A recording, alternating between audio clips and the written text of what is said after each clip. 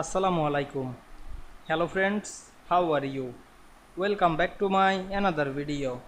In this video, I am going to show you how to change SmartArt style to subtle effect in Excel.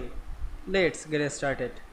At first, you have to open your Excel workbook. Then go to the Insert menu. Select the SmartArt option. We can see here many SmartArt. You can add any SmartArt. Now I am select this pyramid list. Select this and click OK. Select the pyramid list and you can add text. Now I am click inside the text box and write anything.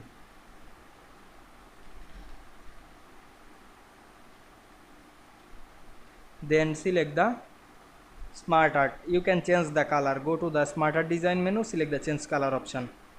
Now we can see here many color. You can choose any color. Now I am select this. Now you want to set the subtle effect, click the style drop down menu and we can see here many effect. Hold the mouse and see the effect. Now we can see here the subtle effect. Now we can see we change the SmartArt style to subtle effect in Excel very easily. I hope you enjoyed my video. Please like, comment, share and subscribe my channel. Thanks for watching.